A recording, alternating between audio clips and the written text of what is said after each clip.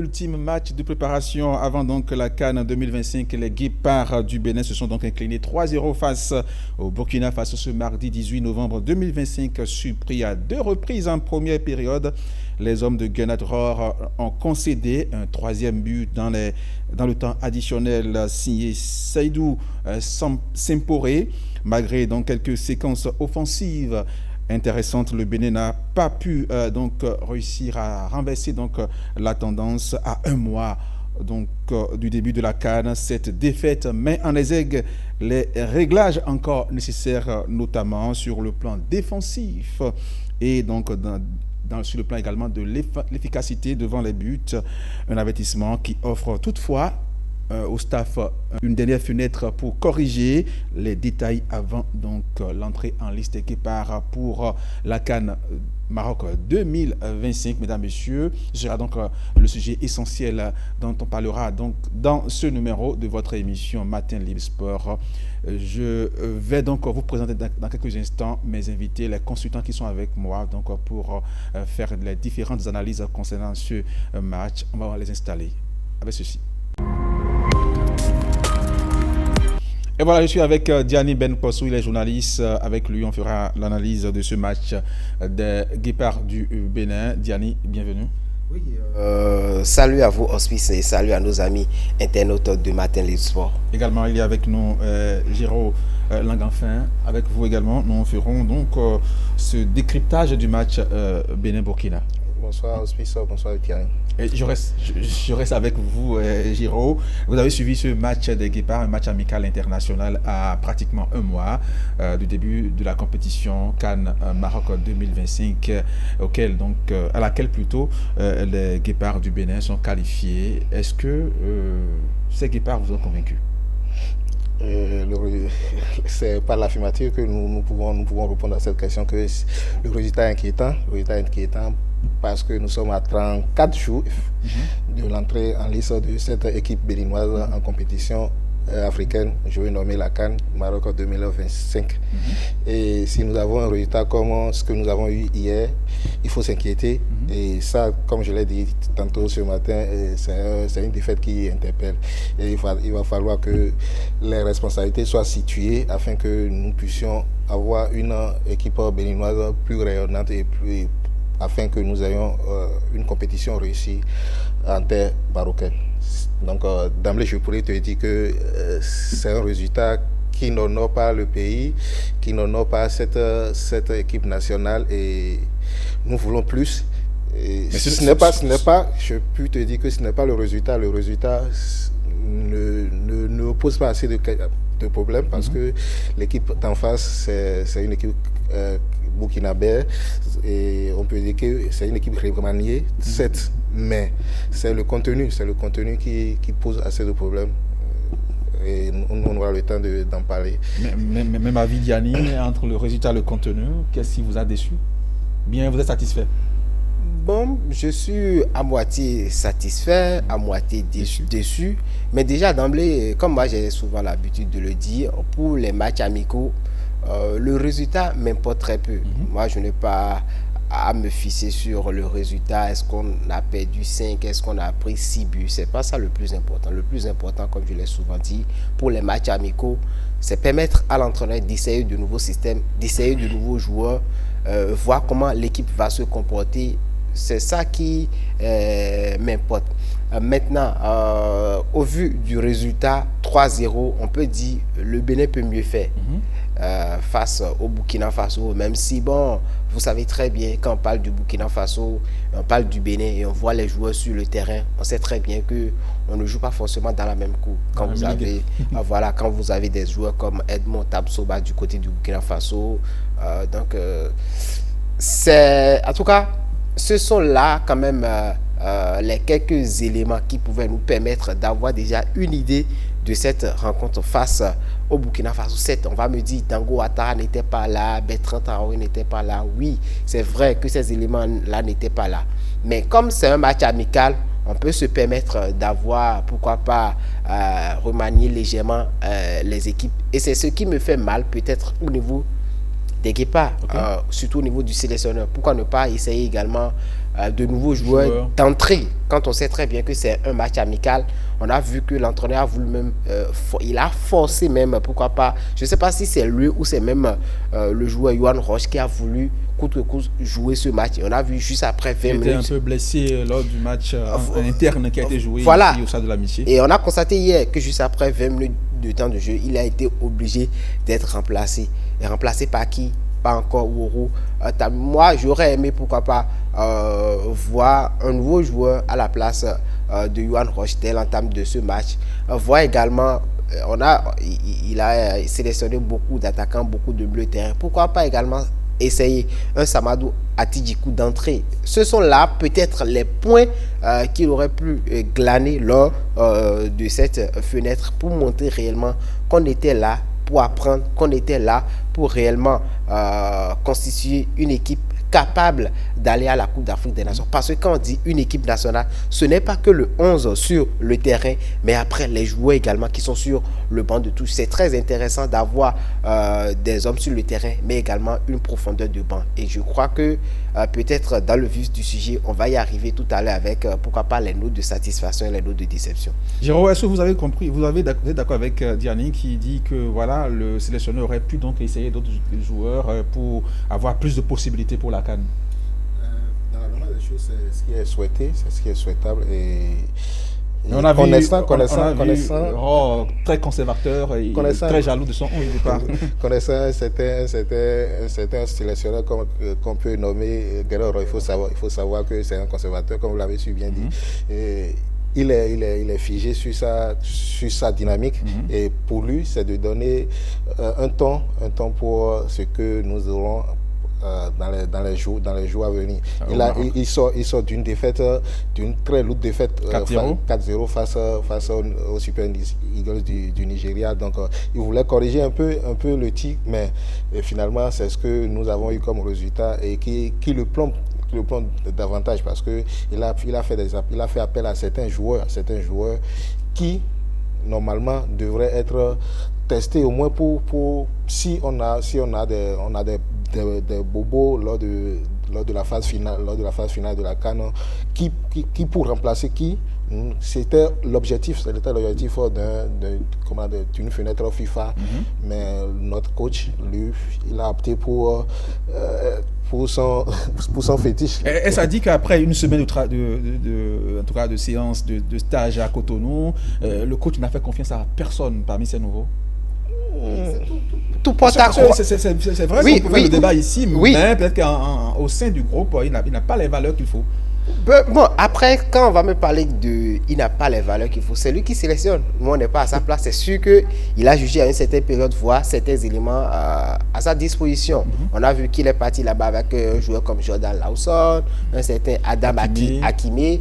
Ça lui revient amplement de statuer, parce que dans le même temps, il nous a expliqué, dans sa liste élargie, il n'y avait pas Mariano Arwangbo, Matteo Arlenville qui l'expliquait, oui, c'est parce qu'ils n'ont pas tant de jeux, ils n'ont pas ceci, ils n'ont pas cela. Donc si aujourd'hui, il est parti du côté de Maroc avec ses joueurs, on espérait tout au moins les voir à l'œuvre. Donc si tu sais très bien que tu ne veux pas les utiliser, le mieux, c'est de les épargner de ce voyage-là. Ils n'ont qu'à regagner leur club et commencer par travailler. Et peut-être dans 3 mois, dans 4 mois, on va revoir ces mêmes joueurs-là dans une autre forme. Mais les faire partir sur le Maroc et ne pas pouvoir les utiliser, c'est en cela que moi je trouve que les journées FIFA ne sont pas forcément bénéfiques pour nous, parce que c'est le moment d'essayer ces nouveaux-là qui sont venus. Même si on me dira, oui, l'équipe nationale, il ne faut pas les jeter comme ça. Mais il y a des joueurs qui sont là depuis des années. On a un joueur comme Ghislain Aoudo, qui est là depuis des lustres. Il attend quelques secondes, quelques minutes. Oui, il attend toujours son heure de gloire entre griffes, si je peux le dire comme ça. Mais ce sont ces genres de matchs que tu as la possibilité d'essayer un joueur comme Ghislain Aoudo. Rodri Facero, il est là. Il faut les essayer. Parce que si on ne les essaie pas, ce n'est pas le jour où on est dans le besoin, on est dos au mur, qu'on va les envoyer à la chasse. Je suis désolé de le dire comme ça. Donc, pour moi, ce sont les points sur lesquels le Bénin n'a pas véritablement comptabilisé sur cette fenêtre FIFA. Sinon, pour le reste, en ce qui concerne le résultat, moi, je ne suis pas déçu outre, mais il faut pouvoir utiliser les autres joueurs, leur donner des chances peut-être hier, à la mi-temps, j'aurais pu aimer voir un certain Serge Obassa disputer la deuxième période. Parce qu'on a déjà vu ça tenir à l'Agbé. On sait de quoi ça tenir à l'Agbé est capable. Mais de vous à moi, Géraud aussi est là. Est-ce qu'on sait de quoi est capable Serge Obassa dans les buts? On l'a vu pour le match amical. Non, ça c'est à l'interne. Mais dans un match où le Bénin est en opposition avec un autre pays, il faut pouvoir le mettre également dans le bain, dans l'ambiance. Pour que, le public également fasse une idée de qui est réellement Serge Obassa. Parce qu'on connaît Saturné Alagbe, on connaît Marcel Dandjinou désormais. Donc, c'est le moment également d'essayer Serge Obassa dans ces genres de match parce qu'on n'a pas la pression, on joue de manière décomplexée. Et on a vu, même hier, dans le jeu, dès le début du match, les Guépards ont véritablement joué de manière libérée. On n'a pas joué, les joueurs ne se sont pas mis dans la tête. Ouais, c'est le Burkina Faso, on va faire bloc bas, on va aller en contre. Non, les Guépards ont mis le pied sur le ballon. Ils ont voulu aller pas à pas reconstruire le jeu, faire ressortir proprement le ballon depuis la base arrière. Parce que quand vous avez un gardien comme Marcel Dandjinou qui a un jeu de balle au pied assez exceptionnel, il faut pouvoir l'exploiter. Donc, ils ont compris, il fallait faire sortir proprement les ballons, ce qui a été fait dans un temps. Mais on a constaté que les Burkinabés, très futés, très rusés, ils ont compris qu'après une vingtaine de minutes de jeu, Jordan Dossou, qui était au niveau du couloir gauche, a permuté en venant dans le couloir droit pour se repositionner à son poste initial. Du coup, Jordan Dossou, dans son repli défensif, sachant très bien qu'il n'a plus ses jambes de 20 ans, il serait difficile pour lui de faire le repli. Edmond Tapsoba étant très intelligent, il a compris. Et à chaque fois, il balançait le ballon. Il n'avait pas la couverture. Voilà, dans le dos de Rachid Moumini. Donc, les deux buts, je ne vais pas dire les deux buts ont été donnés gracieusement, mais les deux buts sont partis de ce coup-là. Ils ont compris que le coup-là était prenable et les Burkinabés ont su exploiter ce vide-là. Ils sont partis inscrire les deux buts. Notez ces deux erreurs monumentales, le Bénin n'a pas été ridicule du tout dans le jeu, pour moi, en tout cas pour ce qu'ils ont présenté hier pendant les 45 premières périodes. Et pourtant, Jérôme, on a vu une équipe dans le fond vraiment très amorphe. On n'a pas vu vraiment une équipe engagée et qui se sentait concernée. Il y a des déceptions pour vous? La déception principale à mon niveau, c'est au niveau de la défense. Au niveau de la défense. C'était une défense un peu expérimentale. Non, est-ce que c'est un peu pas ça? C'est pas une défense expérimentale. C'est la défense qui est Roche, désormais titulaire, était blessé. On nous a dit. Mais déjà. Roche, désormais, c'est comme le titulaire au niveau du. Oui, non, Roche est. Côté gauche. Oui, au côté gauche. Et dans là, c'est Verdon et Mohamed Tidjani. Verdon, Tidjani et Moumouni dans le couloir droit. Et on connaît très bien le point faible de Verdon et Mohamed Tidjani. Ce sont deux joueurs qui ne vont pas très vite. Ils sont là. Donc la défense a été pour moi le côté le plus gros de cette comment on appelle, de cette explication. Et mieux, je reviens toujours sur ce point conservateur de Kenor, parce que au milieu nous n'avons plus besoin de miser à plein temps sur ce trio, comme on appelle Toku, Hassan, ceux-ci, qui ne sont pas des... On n'a pas des joueurs... des créateurs à ce niveau-là. Donc, il va falloir transcender ce côté conservateur de Kenor et pouvoir nous proposer d'autres choses. C'est un match qui devrait donner encore de l'allant à cette équipe, parce que étant sorti d'une défaite, on voulait donner un peu aussi un peu le moral à l'équipe, mais il faut penser à produit de jeu, Nous avons de la matière. Mon frère Tiani parlait tantôt d'un certain Ghislain Aoudo. Nous l'avons vu. C'est le niveau de l'équipe nationale, c'est d'un cran supérieur. Mais nous l'avons vu avec les saisons de catégorie d'âge. Nous l'avons vu avec son club ici à Dadjer et là où il évolue actuellement. Mais c'est un joueur qu'on peut aussi donner on peut lui donner de la chance. On a vu l'entrée d'un certain Samadou hier. Et ça a stabilisé le milieu de terrain. Ça a stabilisé le milieu de terrain. Et donc nous demandons simplement, ça ne demande pas grand-chose à notre coach, nous lui demandons simplement d'expérimenter. Et nous avons déjà, le lait déjà versé. Et on va pas pleurer sur le lait renversé. On va plus pleurer sur ça. On nous demande simplement de pouvoir rentabiliser, de pouvoir faire le diagnostic approprié et trouver là où la bas blesse, afin que pour les 3 prochaines sorties, parce qu'il ne faut pas oublier, nous aurons devant nous une certaine équipe nommée RDC qui est qualifiée actuellement pour les barrages intercontinentaux. Donc il faut comprendre que nous avons une équipe déjà qui joue dans le même registre que la RDC, qui est une équipe que nous avons joué hier. Nous avons vu nos failles et il faut surfer sur ça maintenant pour pouvoir colmater les brèches afin que l'équipe soit prête pour la phase finale qui est prévue pour très bientôt. Vous êtes déçu par la défense. Est-ce qu'aujourd'hui sur le banc, quand vous faites un peu de recul, sur le banc, est-ce que vous avez vraiment de la matière pour remplacer ces joueurs-là qui vous ont déçus? Déjà dans l'AS, ce que nous avons de mieux. C'est ce que nous avons allié hier. C'est ce que nous avons de mieux. Voilà. C'est Verdun et Tidjani. Il n'y a pas de raison à être déçu. Il n'y a pas de manœuvre, mais il faut que c'est pour cela que je disais. Mais vous auriez souhaité, c'était Jordan Lawson? Non, non. Jordan Lawson, il ne faudrait pas qu'on se leurre. Jordan Lawson n'a pas un niveau pour pouvoir jouer actuellement avec l'équipe nationale à ce stade de la phase finale. Bien sûr que Gagné serait d'accord avec vous. Non, il a professé, lui-même il a professé hier à la sortie de cette rencontre que le Jordan Lawson, que c'est un petit qui sera reversé au niveau de l'équipe U20. Okay. Donc pour moi c'est déjà très objectif pour le coach de savoir que le petit n'a pas sa place dans l'équipe A.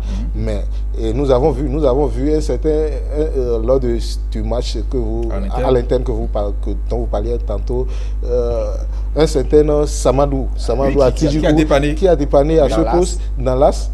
Et il n'a pas été du tout ridicule. Donc ce sont des pièces d'échange qu'on peut toutefois exploiter. Et surtout il y a aussi Rodrigue Fassinou qui actuellement avec le Coton FC du Bénin évolue à ce poste. Son poste de prédilection. Il est revenu finalement. Voilà. Mais on le connaît. On le connaît assez dans les couloirs. Et si nous avons un certain Moumouni qui pour moi commence pas à désapprendre. Ah oui, il régresse. Dites-vous que si c'est pour cela que je dis que le côté conservateur de Kenoro fait mal à l'équipe, parce que s'il mettait la concurrence, parce que c'est à croire que le 11 type est là et ces 11 là, ils savent que quelle que soit la situation, nous serons titulaires. On est parti pour être titulaire. Et là ça pose problème. Si un certain Rodrigo Fassinou était un concurrent, un concurrent de taille à Rachid Moumouni, le niveau de Moumouni allait monter. Donc nous demandons simplement à ce que les quatre soient rebattus afin que pour moi, comme je l'ai dit, le résultat d'hier, c'est passé, mais il faudrait que le coach puisse en tirer les bonnes conclusions et savoir là où il faut mater les brèches afin que demain, nous ayons une équipe qui puisse nous rendre fiers au niveau de Maroc. Il y a une chose sur laquelle moi je m'aurais bien revu. Les gens, je sais pas comment les gens arrivent à suivre le match des Guépards. Hier, j'ai vu beaucoup de choses sur les réseaux sociaux, j'ai lu assez de choses. Les gens qui ont commencé tout de suite pas s'attaquer à Jodel Dossou, les gens s'attaquer à Cécile d'Almeida. C'est pas ça qui va régler le problème de notre sélection nationale. Comme l'a dit tout à l'heure Géraud, il faudrait qu'on arrive véritablement à démystifier ce côté conservateur de Gernot Rohr, où on sait que, quel qu'en soit ce qui arrive, il y aura ce 11 qui va démarrer. Il faudrait que chaque joueur arrive en sélection en gardant dans la tête qu'à tout moment, je peux être titulaire et à tout moment, je peux me retrouver sur le banc de touche. Je crois que c'est ça qui va permettre, c'est cette concurrence saine qui va donner véritablement une saine émulation au sein de cette équipe nationale, qui vont permettre aux uns et aux autres de se remettre en cause en venant en saison. Maintenant, vous avez suivi, Géraud a suivi avec moi le match disputé en interne ici. Mais on est là, on crie, on décrit tout le monde. Oui, Jodel Dossou, il est vieux, il est ceci. Mais c'était pratiquement le seul. Quand on vient sur le match, c'est le meilleur sur le terrain. C'est le meilleur. Et quand c'est comme ça à l'entraînement, vous demandez quoi à un sélectionneur dans un match? Il est obligé de faire. Si les jeunes veulent prendre de la place, ils n'ont qu'à se battre sur le terrain. Au niveau des entraînements, ils n'ont qu'à montrer au coach que oui, Jodel Dossou, il est vieux, on doit prendre sa place. C'est comme ça, c'est pas ce qu'on dit sur les réseaux. Non, voilà, c'est pas par décret. Non, si Jodel Dossou doit rester sur le banc de touche, il faudrait que les jeunes qu'on a là, il faudrait que ces jeunes arrivent véritablement à prendre le pouvoir. L'autre chose, c'est comme si on fait semblant de ne pas voir les mots qui minent réellement notre sélection. Hier, on était à 2-0. On a eu une occasion en or de but de 2-1. Mais je ne sais pas comment Tosin Ayegun s'est débrouillé pour manquer le but. Et dans la foulée, au haut niveau, ça paye cash. Mais je n'ai vu personne tirer. Par exemple, sur cette action, je n'ai vu personne tirer sur la sonnette d'alarme en disant mais Tosin Ayegun a fait quoi comme ça? On a l'impression que il y a une équipe qui joue, mais il y a certains qui sont logés à tel oui, mais personne n'en a parlé. J'ai trouvé ça bizarre que personne n'en parle. Face à, comment on appelle, au Gabon, un certain Victor Osimhen a raté une face-à-face. Voilà. Comment on appelle, mais dans les secondes qui ont suivi, il s'est rattrapé. Oui, mais donc il faut comprendre que déjà ce qu'il faut demander, c'est pas de tirer sur les joueurs. Non, c'est pas de tirer. Je ne demande pas de tirer sur les joueurs. On demande simplement. Mais tout le monde a tiré hier sur Ceci d'Almeida, on a tiré sur Jodel Dossou. Non, mais il ne faut pas. Mais personne n'a parlé de l'occasion manquée de Tosin Ayegun qui pouvait nous ramener à 2-1. Il ne faudrait pas. Personne n'en parle, mais c'était un but tout fait. Non, il ne faudrait pas faire de la fixation sur les joueurs. Nous, on demande que l'équipe soit une équipe compétitive. Et demander à faire crier le scandale sur la prestation de celle-ci, c'est être malhonnête envers soi. Voilà. Être malhonnête envers soi-même. Parce que vous avez une équipe où ça ne... Parce qu'on dit, pour gagner, la meilleure défense, c'est l'attaque. C'est l'attaque. Si vous ne faites pas...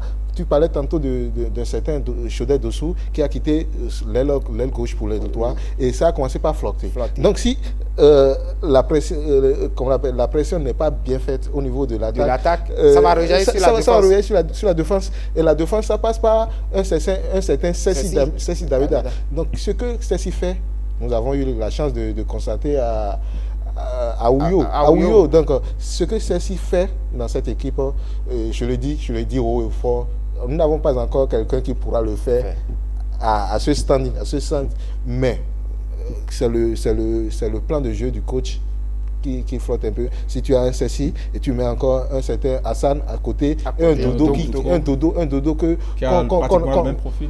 Qu'on méconnaît du jour au lendemain. On le méconnaît. C'est pas le Dodo que nous avons eu lors de la CAN Égypte 2023 avec la U20 et sa première prestation avec l'équipe nationale A. C'est pas ce qu'on a actuellement. C'est parce qu'il n'y a pas cette concurrence. Et on a tout fait aussi de l'encenser au niveau de la presse. Il n'y a pas cette concurrence. Donc eux, ils se trouvent dans un fauteuil garanti. La chose que j'aimerais ajouter aussi, désormais, il faudrait que, au nom du public sportif ou bien au nom du peuple béninois, j'aimerais que la fédération, en collaboration avec le ministère, qu'on puisse redéfinir le cahier de charge de Gernot Rohr. Il faudrait que Gernot Rohr nous explique les critères pour venir en sélection. Notre sélection n'est pas un dépotoir. Notre sélection, ce n'est pas de l'assistanat où si un joueur se blesse quelque part, il faut dire oh non, on ne doit pas le jeter. Non. Le sport, et en l'occurrence le foot, c'est une question de la forme de l'instant T. Je l'ai toujours dit. Par le passé, on a eu un sélectionneur comme Michel Dussé qui a dit, si vous n'avez pas de club, si vous jouez en 4e division en France, vous ne pouvez pas... Il a dit 1000 entraînements ne vaut pas un match. Vous ne pouvez pas venir en sélection. Et ça nous a amené en quart de finale d'une Coupe d'Afrique des Nations. J'ai suivi très récemment un podcast où Stéphane Sesson disait, mais comme le coach a dit, il ne faut pas être sans club, je me suis débrouillé pour avoir un club. Quand il a quitté Montpellier, il a tout fait pour rapidement trouver un point de chute du côté de la Turquie pour ne pas perdre du temps. En tant que capitaine, c'est pas parce que je suis capitaine, je vais rester sans club et venir en sélection. Aujourd'hui, Gernot Rohr ne va pas convoquer Mariano Arangboy, il va t'expliquer il n'a pas de temps de jeu. Il ne va pas convoquer un joueur comme Gislain Oudou, il va te dire il est sans club. Mais dans le même temps, depuis que les championnats ont repris, Woro Tamimou, il joue à nulle part. Il va t'expliquer qui fait entraînement avec Sobemap. Mais moi, j'ai des connaissances à Sobemap. Il est habitué aussi avec. Moi, j'ai des connaissances à Sobemap. En tout cas, pour l'information que j'ai reçue. Woro Tamimou ne s'entraîne pas avec Sobemap. Il a dit Rachidou Razak. Il est toujours avec... il a un problème de visa. Il s'entraîne avec Sobemap. Mais avec les retours, Rachidou Razak ne s'entraîne pas avec Sobemap. Donc, si, au niveau de notre sélection, il faudrait que certains... on taille la part belle à certains joueurs. Même sans club, ils vont venir en sélection. Même si on a entendu que, bon, le petit frère de Hospice joue à Choumi Choumi en 10e division. Il vient de mettre 3 buts. Ok, sélectionneur. On a le petit frère. Vous connaissez Hospice, non? Le journaliste. Ah oui, son petit frère, il est à Choumi Choumi en 5e division. Il vient de marquer 3 buts. Il faudrait qu'on l'amène en sélection. Il faudrait qu'on le sécurise. Il faudrait qu'il arrive. Non. Le Bénin a déjà dépassé ce niveau. J'ai l'impression de revivre... un passé honteux de 2005, 2006, où le Bénin est obligé de mettre un avis communiqué sur Internet pour chercher des joueurs. C'est pas possible. On a déjà dépassé cette étape. Venir en sélection nationale du Bénin aujourd'hui devait être par mérite, justement, par passion, parce que vous avez le niveau. Voilà. Donc il faudrait que Gernot Rohr, en complicité avec les autorités, arrive. Il faut qu'il nous arrive à sortir ce cahier de charge où, quand on va venir à une conférence de presse, que les journalistes, nous, les journalistes éveilleurs de conscience, nous ayons déjà une idée de tel joueur qui peut être là, tel joueur qui ne peut pas être là. Mais là, à mélanger tout le monde, où aujourd'hui, on est obligé d'appeler quelqu'un qui, pour le moment, a ses priorités aux études, on le convoque et c'est après une semaine de préparation qu'on pense maintenant, oui, qu'il ne peut pas jouer avec nous. Mais est-ce qu'il était au champ quand tu l'avais convoqué? C'est parce que tu l'as vu évoluer. C'est pas parce que... c'est pas. Ou bien, en tout cas, si je le dis de n'importe quoi, à sa manière de faire les choses, de bien faire les choses selon lui. Non, mais il ne peut pas faire ça. Il peut pas faire ça au Nigeria. Il ne peut pas faire ça au Mali. Il n'a pas fait ça au Gabon. Cela mais voudra pourquoi il fait ça au Bénin? La fédération aussi favorise là et que parfois les autorités aussi béninoises favorisent là. C'est quoi je dis? Je ne suis pas pour, en tout cas j'ai lu ce matin déjà dans la presse, on réclame la démission. Non, c'est pas ça qui va, nous permettre de préparer la CAN dans une bonne ambiance. Mais juste après la CAN, il faudrait que les 3 parties puissent s'asseoir et redéfinir un cahier de charge. Et ce cahier de charge, on doit pouvoir le mettre à la disposition du public pour qu'on ait désormais un œil avisé sur les critères pour venir en sélection. Ok, d'accord. On a vu à la fin du match des déclarations, par exemple celle de Kiki, qui était déçu et qui a jugé. Non, mais il faudrait que Kiki nous prenne au sérieux, franchement. Il n'est pas le mieux placé pour dire une telle chose. Mais c'est son avis. Kiki, c'est une tête... c'est un cadre du groupe. Voilà, c'est un cadre du groupe. Et qui a dit que s'il parvient à faire une telle sortie, ça voudra dire que lui-même reconnaît avec nous que le problème est profond. Le problème est profond. Et si déjà le malade sait déjà de quoi il souffre, voilà. Donc la maladie... c'est un pas vers la guérison. Moi, j'étais fier hier d'entendre un certain Kiki nous présenter l'équipe, la prestation de l'équipe. N'est-ce pas un aveu d'impuissance? Non, pas pour moi. Moi, je ne prends pas sous cet angle-là. Je ne prends pas sous cet angle. Moi, je dis simplement que ils ont pris conscience. Ils ont pris conscience de ce qu'ils font. Après 90 minutes d'errance, peut-être. Oui, mais c'était déjà c'est l'objectif. Pour moi, c'est l'objectif d'un match amical. C'est de pouvoir corriger ce qu'il faut. Oui, c'est pas essence, c'est ce que un match amical a pour ambition. Voilà. De tester le niveau d'une équipe et de savoir là où se trouvent les failles ou corriger. Mais eux autres, ils ont en tout cas, l'un des capitaines, si on veut, tout à fait. Dans la hiérarchie, l'un des capitaines puisse nous dire, faire une sortie et nous dire que la prestation, c'est une prestation moribonde. Et que c'est pire de le faire. Je suis bluffé que lui, si tu loues.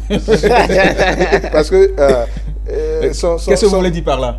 Non, c'est un secret de polichinelle que Kiki est l'un des maillons les mieux faibles de notre équipe nationale. Mais il faut comprendre que quel qu'en soit ce que dans le domaine où vous êtes, il y a la récompense. Qui suit. Les efforts qui suit à des moments donnés, même si le mérite n'est pas là, il y a la récompense. Et si on veut parler, on veut se baser sur le mérite, Kiki ne devrait pas être de l'expédition, mais tout ce que Kiki a fait pour cette nation, pour cette équipe nationale, peut-être que on lui donne chance. La qualification pour la CAN 2000. Pour sa dernière. Ce centre pour la tête de Mounier qui a. Et dans le même temps, ben oui, on est d'accord que oui, voilà, Kiki ne donne plus ce qu'il donnait de par le passé. Mais après, nous avons qui sur le banc aujourd'hui? Qui pour prendre la relève? Parce que Yohan Roche, il est là pour dépanner. Malheureusement. Mais le coach a dit que c'est le titulaire désormais. Il a dit ça. Oui, mais il est là pour dépanner. Si on a un certain Yohan Roche qui n'est pas prédisposé pour ce poste. Sans Kamao. Voilà. Non, moi je ne veux pas commenter ça. Kamao qui est un gaucher, c'est son domaine de prédilection, mais qui va. Si on veut faire la hiérarchie au niveau du latéral gauche de l'équipe nationale, c'est le numéro 2. C'est le numéro 4. Ah oui, le numéro 4. Il y a un certain Yohan Roche qui est là, il y a Kiki qui est là, il y a Tamimou qui est là, et après c'est comment on appelle Sankamao. Mais normalement, Sankamao ne devrait pas occuper un tel rang. Normalement, c'est le numéro 2. On ne peut pas vouloir constituer une équipe nationale composée de 25 joueurs. Et le seul poste de latéral gauche a 4 candidats. C'est déjà dans la formation. Il faut avouer que les deux autres sont en dépannage. Et ce sont les deux autres qui sont position numéro 1 et numéro 2. C'est ça qui est grave. Yohan Roche et Ourou Tamimou dépannent, mais par la force des choses, c'est le numéro 1 et le numéro 2. Et maintenant, les vrais prédisposés au poste sont les numéros 3 et numéro 4. Il faut redistribuer les 4. Nous allons revenir sur la déclaration. On a fini avec la déclaration de Kiki, mais le coach, lui, il était satisfait quand même. C'est pas contradictoire un peu. Non. Il a dit qu'on a joué avec le 80. Le 63e contre le 93e. Est-ce que ça joue vraiment cette comparaison-là? Le football se joue sur le terrain, mais il ne faut pas occulter le rang. Le standing à son pesanteur, comment on appelle, il faut le mettre dans la balance. Oui. Et comme le disait l'autre, il y a plusieurs élèves dans la cour de la récréation, mais chacun sait ce qu'il vaut. Donc nous savons que le Burkina n'est pas l'égal actuel du Bénin. Mais l'équipe que le Burkina a présenté hier ne devrait pas inquiéter le Bénin. Parce que moi j'ai eu le plaisir aujourd'hui de lire un certain Hugues Issounou qui nous dressait les absents du côté du Burkina Faso. Il y a déjà 4 à 5 cadres qui ne sont pas dans de l'expédition de la rencontre d'hier, mais à notre niveau il n'y a que le Steve qui n'était pas présent. Donc normalement on devrait faire face à cette équipe avec plus d'entrain et avoir un résultat meilleur que ça. Si le coach dit que lui il est satisfait, il sait ce sur quoi il se base pour dire. Mais nous en tant qu'observateurs, ce que nous avons vu ne nous enchante pas assez, surtout dans le domaine que le Bénin se montre le mieux, qui est la défense. On a vu qu'on a une défense qui est défaillante. complètement aux abois hier. Oui, mais est-ce que Ghana Drone n'a pas de ces arguments-là pour se justifier après chaque défaite? On a vu face au Nigeria, il a dit qu'on a des joueurs de 5e division. Oui, après, oui, c'est... Maintenant, c'est le classement FIFA qui trouve comme argument. Vous savez, c'est ce qui est Moi, mauvais. c'est pas toi. Oui, Voilà, mais c'est ce qui est mauvais chez Ghana Drone. C'est l'un de ces côtés que moi, je n'apprécie pas. Parce qu'après une défaite, en tant que coach, tu assumes. Oui. C'est toi qui assumes la défaite. Mais quand tu commences pas à remettre toute la défaite sur tes joueurs, j'ai un joueur après le Nigeria dit, il a un joueur qui évolue en 5e division en France. Il fait allusion à qui? Mais qui le convoque si c'est pas toi? Aujourd'hui, tu trouves que Jordan Lawson, il a 20 ans, il n'a pas le niveau. Hakime, il n'a pas un plus à apporter à l'équipe. Il devait retourner à ses études du côté de la Suède, machin. Mais ça, c'est que notre rôle. Il faut comprendre. Il se fout de nous. Il faut l'accepter avec ses défauts parce que la Kenor n'est pas une école en matière de communication. N'est pas une école. Donc, on peut. Il faut dire en même temps une chose et son contraire dans une même conférence. Oui, dans une même conférence, tout de suite. Il a toujours prouvé. Mais maintenant, on va aborder les perspectives. Est-ce que vous croyez vraiment que le Bénin a sa carte à jouer pour la CAN, vu le groupe dans lequel on se trouve, Sénégal, RDC et autres? Moi, je vais avoir un avis tranché. Le Bénin a toujours sa carte. Okay. Parce que vous savez, la CAN, c'est toute autre compétition, c'est toute autre histoire et c'est tout un état d'esprit.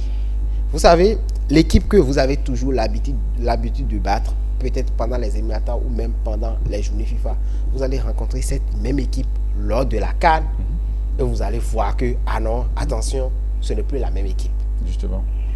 En 2019, le Bénin face au Ghana en match pour notre premier match, les Ghanéens savaient que c'était un 3 points acquis facilement. Mais ils ont vu la surprise. Bénin-Maroc en 8e de finale. Le Bénin était le dernier des meilleurs 3e. Il a rencontré le Maroc. Le Maroc qui a fait un parcours sans faute en poule. Mais qui tombe sur le Bénin en 8e de finale. Donc, il y a aussi un instant qui pouvait mettre une petite pièce sur le Bénin. Personne. Mais ce n'est pas parce qu'on sait qu'on a notre carte à jouer qu'on va se dire ouais, on peut le faire. Non. Il faut y aller en prenant chaque match comme une finale. Et je le dis toujours, pour une compétition, pour quelconque compétition, si vous voulez réellement aller plus loin dans la compétition, c'est le premier match qui définit votre avenir. Si vous pensez que non, on a face à la République démocratique, si je ne dis pas de bêtises, donc il faut dire, non, le Botswana est là, le Botswana est là. Si on dit ça, même le Botswana va nous taper. Même le Botswana va nous battre. Oui, mais lorsqu'on va prendre le match face à la République démocratique du Congo, essayez de grappiller au moins un point. On fera peur au Sénégal. Sénégal, prenez également un point. Une chose est sûre, psychologiquement, ça va agir sur l'équipe du Botswana qui va dire, attention, le Bénin a fait un match nul face à la RDC, un nul face au Sénégal.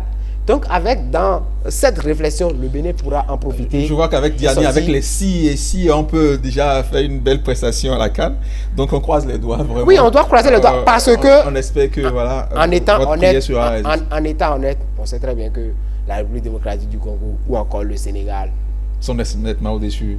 Ils devaient normalement battre le Bénin. J'espère qu'ils ne sont pas au-dessus de nous pour le classement FIFA parce que... Oui, ils sont au-dessus de nous. Viendra nous dire, oui. Ils sont au-dessus de nous pour le classement. Il y a un argument de plus pour... oui. Est-ce que le Bénin peut faire à sa carte à jouer, vu ce qui a été fait hier, donc mardi, du côté du Maroc? Moi, je ne voulais pas me surfer sur le résultat d'hier pour pouvoir faire une projection sur la CAN. Je dis déjà que nous avons notre carte. Déjà, il faut savoir que ce n'est pas simplement les deux meilleurs qui sortent du pôle. Okay. Il y a un troisième. Il y aura les meilleurs troisièmes qui vont y participer. Déjà, dès notre première rencontre, contre quelle équipe? La RDC, qui est une équipe très joueuse et qui a sorti une équipe qui nous a battu dernièrement 4-0. Donc il faut savoir que c'est une équipe à prendre au sérieux. Donc, comme l'a dit Diani tout à l'heure, c'est le premier match qui détermine la motivation, qui donne la motivation pour la suite de la compétition. Si nous, déjà, on peut capitaliser ce qu'on a eu comme faiblesse hier et tout ce que nous avons comme défaut, si on peut capitaliser, et fort heureusement, le staff a été présent sur le match Nigeria Congo, et ils ont vu de quoi cette équipe est capable. L'équipe, je veux parler de l'équipe congolaise, donc de quoi cette équipe est capable. Donc j'ose croire que ce n'était pas en tourisme en tant que spectateur qu'ils ont été, c'est simplement en tant que technicien expert. Ils étaient partis pour une belle mission de cocher dans leur case les points faibles de cette équipe pour pouvoir contraindre cette équipe à au moins un nul. Un nul, déjà là, ça nous ouvre déjà une porte ouverte, déjà une qualification. Puisque nous aurons en deuxième match, non, ce n'est pas le Sénégal, le Botswana. Le Botswana le 27 décembre prochain, et le Congo on le joue le 23, le Botswana que le commun des Béninois le considère comme une équipe à la portée du Bénin. Mais il faut qu'on se détrompe, parce que cette équipe, lors de la des phases éliminatoires, a pu contraindre une équipe comme l'Égypte au nul. Donc il faut le prendre au sérieux et savoir que nous n'avons pas une équipe faible dans cette poule. Cette poule, c'est une poule très relevée, et seuls les meilleurs pourront s'en sortir. Et on peut, avec ce que nous avons comme dans ce groupe, peut-être que la bataille peut faire jusqu'à ce que nous n'aurons même pas de meilleur troisième dans cette poule. Donc le Bénin a toutes les cartes pour pouvoir sortir de cette poule. Mais attention, le premier match, c'est un match capital qu'il faut négocier de la meilleure des façons. Voilà, nous sommes donc à pratiquement un mois du début de la compétition. Donc le Bénin a sa carte à jouer, parole donc de Géraud, et Diane également, qui croit que voilà, le Bénin peut faire bonne figure donc à cette CAN Maroc 2026. Je pense que c'est la prière que nous pouvons faire donc pour nos guépards. Nous allons les accompagner avec nos auras positives, mesdames, messieurs. C'est tout pour ce numéro. Bon, en tout cas pour ce forum de discussion de ce numéro de Matin Libre Sport, nous allons maintenant ouvrir la page invité pour recevoir donc ceux qui sont nos invités, qui sont déjà dans les couloirs de Matin Libre Télévision. Mesdames, messieurs, dans un instant, donc la page invitée.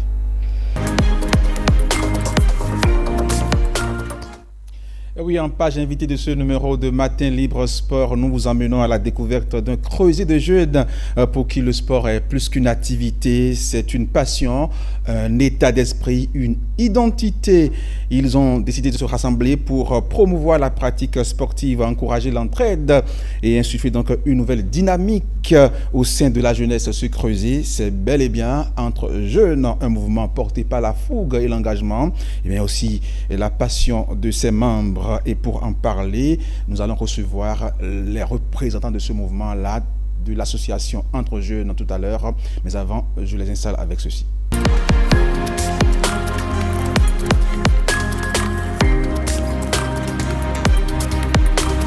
Et voilà, retour en plateau pour aller donc à la découverte de cette association Entre Jeunes. J'ai déjà les lieutenants avec nous, notamment donc le président qui est avec moi, Djemil Malerosso. Bonsoir, bienvenue. Bonsoir, Hospice, merci. Vous êtes le président de l'association Entre Jeunes. Effectivement. Vous confirmez. Et en face, à ma droite, nous avons donc celle qui porte les verbes de cette association, Mélissa Sodogadji. Bonjour. Bonsoir, Hospice. Bonsoir. C'est selon l'heure à laquelle on nous reçoit. Voilà, je reste avec vous pour donc parler donc de votre association. Présentez-nous un peu cette association-là, Entre Jeunes. Alors, l'association Entre Jeunes est une association qui existe depuis 2023 et nous travaillons sur la promotion des jeunes, sur la promotion de la jeunesse, l'épanouissement des jeunes. Nous sommes aussi dans tout ce qui est action sociale, la formation à l'entrepreneuriat et également la sensibilisation. Jusqu'à maintenant, nous étions dans l'ombre, mais depuis quelques mois, nous avons décidé de sortir de l'ombre. De mettre un coup de projecteur sur vos actions. Un coup de projecteur sur nos actions afin de renforcer notre visibilité, mais également avoir plus d'impact sur la jeunesse. Et voilà, il n'y a pas d'action, d'acte et d'initiative sans raison. Et quelles sont les motivations ayant conduit donc à la mise en place de cette association? Alors la première motivation, je dirais les premières motivations sont l'entraide. Le choix d'être utile à la société, donc, à la jeunesse béninoise, voilà. Le choix d'être utile, donc la solidarité. Ensuite, nous voulons aussi suivre les pas de nos parents qui étaient avant nous dans le social. Ok, d'accord. Et pour finir, nous aimerions vraiment pouvoir faire de l'association une plateforme de développement qui accompagne les Béninois. Voilà, justement, et je me retourne vers le président, Djemil Malekhossou. Il y a quelques semaines, vous étiez avec nous sur ce plateau même si le décor n'était pas le même. On a parlé donc de votre initiative, le tournoi de beach soccer que vous avez organisé à Fidjrosé à Akok-Bato. Aujourd'hui, avec un peu de recul là, est-ce que vous pouvez nous dire, rappeler rapidement les motivations, c'est-à-dire le but poursuivi par cette organisation? Vous savez, Hospice, ce tournoi nous a satisfait au-delà de nos attentes. Et nous a prouvé que nous avons bien fait de penser à ce type de tournoi. La forte participation de la jeunesse et surtout l'implication de la population aux alentours d'Akok-Bato nous rassure encore de l'initiative prise. Le but était d'offrir un cadre de cohésion, d'expression des jeunes et de compétition sportive, promouvoir la cohésion sociale et l'engagement citoyen avec les jeunes à travers le sport. Identifier surtout et encourager les nouveaux talents. Voilà. Et une fois cette compétition finie, c'était en 2 jours, et le club de Djonké a été donc sacré champion de ce tournoi, de cette première édition de ce tournoi-là, avec un match vraiment plaisant, la finale qui était vraiment de facture plutôt. Et avec un peu de recul là, quelle appréciation faites-vous de cette organisation, ce que vous avez pu mettre en place déjà? Je suis tout particulièrement ému d'avoir réussi à créer un cadre de cohésion où de centaines de jeunes sont venus se retrouver dans un moment de détente. Ce fut l'occasion de faire découvrir le beach soccer à plusieurs jeunes présents, car ils sont habitués au sport classique, au football classique de Maracana, de petits poteaux et autres. Là, on parle de beach soccer, c'est le football à la plage, dans le sable, bien sûr. Effectivement, le football dans le sable, vous savez, on l'a fait pas à Akok-Bato, on l'a fait à Akok-Bato pour la simple raison que Akok-Bato est dans le 12e arrondissement. Et l'environnement, il prêtait. Voilà. Et puis vraiment, on avait vraiment vu du spectacle malgré l'handicap que constituait donc le sable. C'est pas un handicap, c'est plutôt l'outil. En tout cas, voilà l'outil, voilà l'environnement utile, c'est le terrain, la pelouse idéale donc pour pratiquer donc ce sport-là, beach soccer. Et qu'est-ce qui donc a été donc l'élément particulier dans cette organisation de tournoi beach soccer pour vous? Ce qui m'a marqué, c'est l'engouement de cette liasse de jeunes venus de plusieurs quartiers pour découvrir ce foot. Ils l'ont adopté tout de suite, Monsieur Hospice. Et ce qui m'a rendu fier, c'est que même avant la fin de l'organisation, cette dernière me demande déjà l'organisation de la deuxième édition. Vraiment, c'est une belle réussite. Et voilà, ils sont impatients. Vraiment, je pense que je crois et je suis sûr qu'on a atteint l'objectif. Voilà, justement, atteint parce que vous avez vu, le trophée a été remis à la grande finale. Nous allons faire un retour, donc un flashback dans le passé pour voir un peu ce qu'a été donc cette organisation-là. Nous étions sur le terrain. Voici ce que nous avons ramené. Ambiance de fête, effervescence populaire sur le sable d'Akok-Bato à Fidjrosé. L'équipe Faucon FC, en bleu, a fait vibrer le public en remportant la première édition du tournoi beach soccer organisé par l'association Entre Jeunes. En organisant cet événement à Fidjrosé, ici, chez moi, notre objectif n'était pas seulement de faire jouer au ballon. Nous voulions créer un cadre de cohésion, de valeurs, un espace où les jeunes peuvent se retrouver, tisser des liens, découvrir ce qu'ils peuvent découvrir, dépasser autrement que la compétition individuelle. Je voudrais saluer très chaleureusement toutes les équipes participantes. Vous avez prouvé que la jeunesse béninoise, lorsqu'elle s'unit autour d'un idéal positif, peut accomplir de grandes choses. Permettez-moi d'adresser une mention spéciale à nos 2 finalistes, Tsunami FC d'Akadjamé et Faucon FC de Djonké. Vous avez offert au public un spectacle digne des plus grands terrains. Vous avez su allier technique, combativité et respect mutuel. Sur le terrain, le spectacle a tenu toutes ses promesses. Les gestes techniques, les retournées acrobatiques et les frappes puissantes ont fait lever le public. Apparemment, ça c'est pas beaucoup.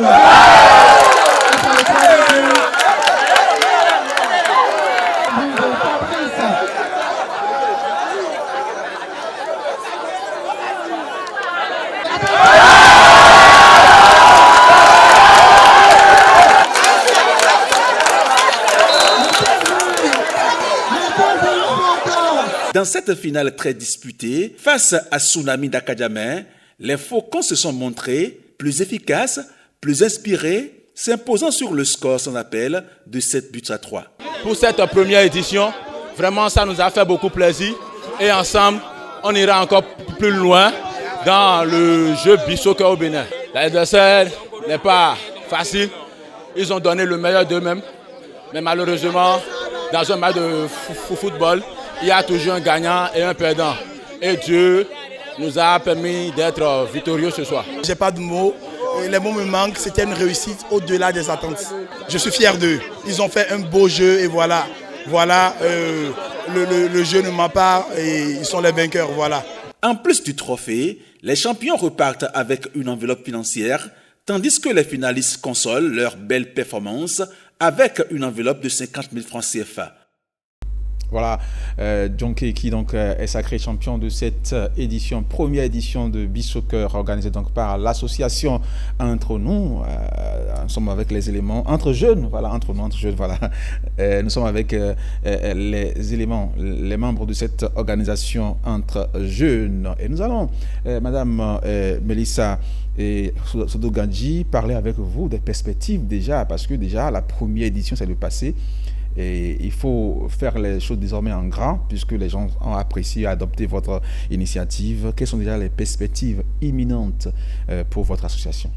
Alors pour l'association, nous avons pas mal d'actions à venir, donc des actions sociales, caritatives, communautaires également aussi. Donc au-delà du sport, vous avez au-delà du sport, voilà. L'association en elle-même fait déjà beaucoup d'actions caritatives et sociales, comme je le disais, donc nous en aurons encore beaucoup à venir, et également des actions communautaires. Actions communautaires, beaucoup d'actions à venir au-delà du sport, mesdames, messieurs. Donc prenez le rendez-vous et soyez toujours ayez vos oreilles de l'autre côté de Fidjrosé pour toujours avoir les bonnes nouvelles de côté donc de l'association Entre Jeunes. Nous allons donc mettre un terme à notre entretien du jour avec vous et président. Votre mot pour conclure cette petite apparition de votre association sur nos antennes. Je suis sûr qu'avec ces petites actions répétées, menées avec constance et passion, nous aurons une grande transformation pour notre génération.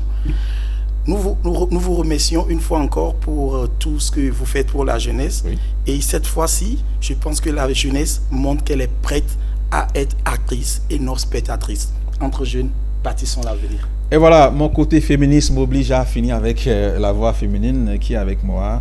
Melissa Sodo-Gandji, votre mot pour conclure?